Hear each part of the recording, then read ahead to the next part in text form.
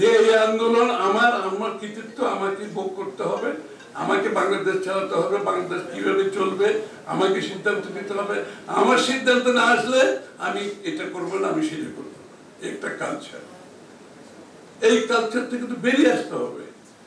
এটা কৃতিত্ব, অনেকে বলেছে এটা কৃতিত্ব নেওয়ার দরকার নেই। আমি নিজে বহুবার জেলে গেছি, আমার পরিবার অসুস্থ হয়ে গেছে, আমার ছেলেও, আমার ওয়াইফ অসুস্থ। তো আমি এগুলো কৃতিত্ব নিতে থাকবো নাকি আমি ভবিষ্যতের দিকে যাব? আমি তো কোনো কৃতিত্ব নেওয়ার দরকার নেই, এটা আমি দায়িত্ব পালন করছি। আমি বাংলাদেশের নাগরিক হিসাবে আমার দায়িত্ব পালন করছি। যারা মুক্তিযুদ্ধ করেছে তারা দেশের স্বার্থে, জাতির স্বার্থে, মানুষ বাংলাদেশের জনগণের স্বার্থে মুক্তিযুদ্ধ করে।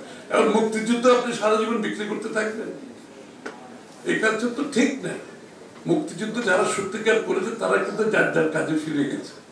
আপনি দেখেন যে রমেশ সাহেব আবার উনি ব্যারেকে ফিরে যায়নি, উনি মুক্তিযুদ্ধ ঘোষণা দিয়েছেন, উনি ফ্রন্ট লাইনে যুদ্ধ করেছেন, স্বাধীন করেছেন, কিন্তু উনি তো ওনার ব্যারেকে ফিরে গেছেন।